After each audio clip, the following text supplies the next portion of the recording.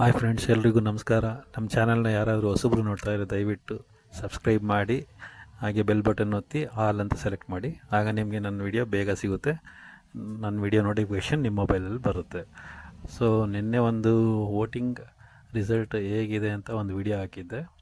ಅದಾದಮೇಲೆ ಈಗ ಸಾಯಂಕಾಲ 6 ಗಂಟೆಗೆ ಒಂದು ಅಪ್ಡೇಟ್ ಬಂದಿದೆ. ಅದರ ಪ್ರಕಾರ ವೋಟಿಂಗ್ ಹೇಗೆ ನಡೀತಾ ಇದೆ ಅಂದರೆ ನಿನ್ನೆಗಿನ್ನ ಸ್ವಲ್ಪ ಟ್ರೆಂಡ್ ಚೇಂಜ್ ಆಗಿದೆ. ಗಿಲ್ಲಿಯವರು ಆಲ್ಮೋಸ್ಟ್ ಫಸ್ಟ್ ಪ್ಲೇಸಲ್ಲಿದ್ದಾರೆ. ಎಷ್ಟು ಪರ್ಸೆಂಟೇಜ್ ಅಂದರೆ ನಂಬೋದಕ್ಕೆ ಆಗಲ್ಲ. 51% ಅಷ್ಟು ವೋಟಿಂಗ್ ಇದೆ ಅವ್ರಿಗೆ. ನೆಕ್ಸ್ಟ್ ಬಂದು ರಕ್ಷಿತಾನೇ ಇದ್ದಾಳೆ. ನಿನ್ನೆ ಟ್ರೆಂಡೇ ಕಂಟಿನ್ಯೂ ಆಗಿದೆ. ರಕ್ಷಿತಾಗೆ ಬಂದು ಈಗ ಸದ್ಯಕ್ಕೆ 21% ಅಷ್ಟು ಬಂದಿದೆ ವೋಟ್ಗಳು. ಬಟ್ ಒಂದು ಫಸ್ಟ್ ಪ್ಲೇಸ್ಗೂ ಸೆಕೆಂಡ್ ಪ್ಲೇಸ್ಗೂ ತುಂಬ ಡಿಫ್ರೆನ್ಸ್ ಇದೆ. 30% ಅಷ್ಟು ಡಿಫ್ರೆನ್ಸ್ ಇದೆ. ನೋಡಬೇಕು, ಇವತ್ತು ನೈಟು, ನಾಳೆ ಒಂದು ದಿನ ಪೂರ್ತಿ ಇದೆ, ಮತ್ತು ಭಾನುವಾರ 10 ಗಂಟೆವರೆಗೂ ಟೈಮ್ ಇದೆ. ಅಷ್ಟರಲ್ಲೇನಾದ್ರು ಡಿಫ್ರೆನ್ಸ್ ಕಮ್ಮಿ ಆಗುತ್ತಾ ಅಂತ ಕಾದು ನೋಡಬೇಕಾಗಿದೆ. ಬಟ್ ವೋಟಿಂಗ್ ಪ್ರಕಾರ ಹೋದರೆ ಗಿಲ್ಲಿ ಕ್ಲಿಯರ್ ವಿನ್ನರ್ ಅಂತ ಅನ್ನಿಸ್ತಾ ಇದೆ. ತುಂಬ 30% ಮತ್ತೆ ಕವರ್ ಮಾಡಿ ಅದನ್ನು ಓವರ್ಟೇಕ್ ಮಾಡೋದು ತುಂಬ ಕಷ್ಟ ಇದೆ. ರಕ್ಷಿತಾ ಫ್ಯಾನ್ಸು ಬಿಡಬೇಡಿ, ಎಷ್ಟಾಗುತ್ತೋ ಅಷ್ಟು ಟ್ರೈ ಮಾಡಿ, ವೋಟ್ ಮಾಡಿ ನೋಡೋಣ ಎಷ್ಟು ಡಿಫ್ರೆನ್ಸ್ ಕಡಿಮೆ ಮಾಡ್ತಾ ಹೋಗ್ತೀರಾ ಅಂತ ಗೊತ್ತಾಗುತ್ತೆ. ನೆಕ್ಸ್ಟು ಥರ್ಡ್ ಪ್ಲೇಸ್ನಲ್ಲಿ ಬಂದು ನಿನ್ನೆ ಟ್ರೆಂಡಿಂಗಲ್ಲಿ ಇದ್ದಿದ್ದು ಕಾವ್ಯ ಇದ್ದರು, 4th ಅಶ್ವಿನಿ ಇದ್ದರು. ಬಟ್ ಇವತ್ತು 1% ಜಾಸ್ತಿನೇ ಹೋಗಿದ್ದಾರೆ ಅಶ್ವಿನಿ ಅವರು ಥರ್ಡ್ ಪ್ಲೇಸಲ್ಲಿ ಬಂದು, ಕಾವ್ಯ ಅವರು 4th ಪ್ಲೇಸಲ್ಲಿದ್ದಾರೆ. ಅಶ್ವಿನಿ ಅವರು ಆಲ್ಮೋಸ್ಟ್ ಒಂದು 12 to 13% ಅಷ್ಟಿದೆ.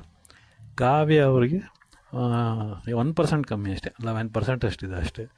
ನೆಕ್ಸ್ಟು ರಘು ಮತ್ತು ಧನುಷ್, ಇವ್ರ ಮಧ್ಯೆ ಅಂತೂ ತುಂಬ ಪೈಪೋಟಿ ಇದೆ. ಬಟ್ ಧನುಷ್ ಅವ್ರಿಗೇನೋ ಹೇಳ್ಕೊಂಡಷ್ಟು ಓಟ್ಗಳು ಬರ್ತಾ ಇಲ್ಲ ಅನಿಸುತ್ತೆ ಅವ್ರಿಗೆ. ರಘುಗೆ ಸ್ವಲ್ಪ ನಿನ್ನೆಗಿನ ಇವತ್ತು ಪರವಾಗಿಲ್ಲ, ಸ್ವಲ್ಪ ಇಂಪ್ರೂವ್ ಆಗಿದ್ದಾರೆ. ಬಟ್ ಅವ್ರಿಗೂ 1% ಅಷ್ಟೇ ಡಿಫ್ರೆನ್ಸಸ್ ಇದೆ.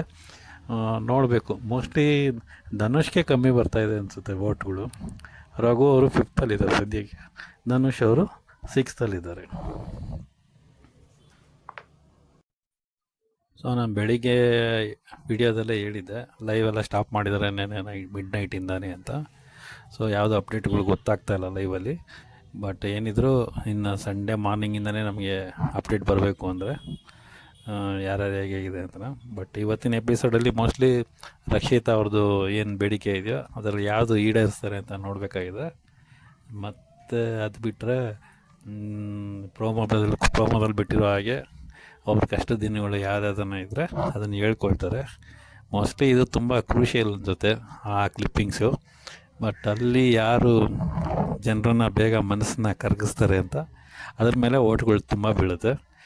ಲಾಸ್ಟ್ 10th ಸೀಸನಲ್ಲೂ ಹಂಗೆ ಕಾರ್ತಿಕ್ ಅವರು ವಿಡಿಯೋ ಕಾಲ್ ಮಾಡಿದ್ರು ಅವ್ರ ತಂಗಿಗೆ. ಆ ವಿಡಿಯೋ ಕಾಲಿಂದನೇ ಅವರು ತುಂಬ ಓಟ್ಗಳು ಬಂತು ಅವ್ರಿಗೆ. ಈ ಸಲ ನಾವು ನೋಡಬೇಕು ಯಾರ್ಯಾರ್ದು ಕಷ್ಟನ ಯಾರ್ಯಾರ ಮನಸ್ಸಲ್ಲಿ ನಾಟುತ್ತೆ ಅಂತ. ಹಂಗಾಗಿ ಜನ ಸೆಂಟಿಮೆಂಟಾಗಿ ಓಟ್ಗಳಾಗ್ತಾರೆ ಅಂತ ಕ್ಯಾಂಡಿಡೇಟ್ಗಳಿಗೆ. ಬಿಗ್ ಬಾಸ್ ಅವ್ರು ಇಡೋದೇ ಆ ಉದ್ದೇಶದಿಂದನೇ ಈ ರೌಂಡ್ನ ಫಿನಾಲೆ ವೀಕಲ್ಲಿ ಇಡ್ತಾರೆ. ನೋಡಬೇಕು ಇದು ಯಾರು ವರ್ಕೌಟ್ ಆಗುತ್ತೆ ಅಂತ. ಮತ್ತು ನನ್ನೊಂದು ರಿಕ್ವೆಸ್ಟ್ ಅಂದರೆ, ಅಭಿಮಾನಿಗಳು ನೀವು ಯಾರು ಕಿತ್ತಾಡೋಕ್ಕೆ ಹೋಗಬೇಡಿ. ಇದೆಲ್ಲ ಒಂದು ಎಂಟರ್ಟೈನ್ಮೆಂಟ್ ಶೋ ಅಂದ್ಕೊಂಡು ನಿಮ್ಗೆ ಯಾರು ಇಷ್ಟ ಬರುತ್ತೋ ಅವ್ರಿಗೆ ಓಟ್ ಹಾಕಿ ಗೆಲ್ಲಿಸಿ ಅಷ್ಟೇ. ಅದರಲ್ಲಿ ಯಾರು ಗೆದ್ದರೂ ಅಷ್ಟೇ, ಅವರು ಚೆನ್ನಾಗಿರ್ತಾರೆ, ಚೆನ್ನಾಗಿರಲಿ ಅವರು. ಮತ್ತು ಉಳಿದವ್ರಿಗೂ ಒಳ್ಳೊಳ್ಳೆ ಪ್ರಾಜೆಕ್ಟ್ಗಳು ಸಿಗುತ್ತೆ ಫ್ಯೂಚರಲ್ಲಿ ಅವ್ರಿಗೆ, ಅವರ ಭವಿಷ್ಯನೂ ಚೆನ್ನಾಗಿರುತ್ತೆ. ಬಟ್ ಅವರೆಲ್ಲ ಚೆನ್ನಾಗಿರ್ತಾರೆ. ನಾವು ಅಭಿಮಾನಿಗಳಾಗಿ ಕಿತ್ತಾಡೋದು ಬೇಡ, ಅವ್ರಿಗೆಲ್ಲಿ ಇವ್ರಿಗೆಲ್ಲಿ ಅಂತ. ಒಬ್ರನ್ನ ಗೆಲ್ಸೋ ಬರ್ದಲ್ಲಿ ಇನ್ನೊಬ್ರನ್ನ ಕೀಳಾಗಿ ಮಾತಾಡೋದು ಅದೆಲ್ಲ ತಪ್ಪು. ಸೊ ನೋಡಿಬಿಟ್ಟು ಓಟ್ ಹಾಕಿ, ನಿಮ್ಗೆ ಯಾರು ಇಷ್ಟನೋ ಅವ್ರನ್ನ ಗೆಲ್ಲಿಸಿ. ಯಾರು ಗೆದ್ರೂ ಖುಷಿನೇ. ಇದೊಂದು ಎಂಟರ್ಟೈನ್ಮೆಂಟ್ ಆಗಿರೋದ್ರಿಂದ ಅಂತ ಸೀರಿಯಸ್ ಆಗಿ ತೊಗೊಳಕ್ಕೆ ಹೋಗ್ಬಿಡಿ. ಮತ್ತು ಚಾನಲ್ ಅವ್ರಿಗೆ ಯಾರ್ಯಾರು ಉಪಯೋಗಕ್ಕೆ ಬರ್ತಾರೋ ಅವ್ರನ್ನೇ ಗೆಲ್ಲಿಸ್ಕೊತಾರೆ, ಟಾಪಿಗೂ ತೊಗೊಂಡೋಗ್ತಾರೆ. ಸೊ ಎಷ್ಟೊಂದು ಸೀಸನಲ್ಲಿ ಅದಾಗಿದೆ, ಈ ಸೀಸನ್ನೂ ಅದಾಗುತ್ತೆ, ನೆಕ್ಸ್ಟ್ ಸೀಸನ್ನಲ್ಲೂ ಅದಾಗುತ್ತೆ. ಸೊ ಯಾರು ಕಿತ್ತಾಡೋಕ್ಕೆ ಹೋಗಬೇಡಿ. ಕಮೆಂಟ್ಸು ಅಷ್ಟೇ, ಯಾರು ಬೈದಾಡ್ಕೊಳಕ್ಕೆ ಹೋಗ್ಬೇಡಿ ಕಮೆಂಟ್ಸ್ನಲ್ಲಿ.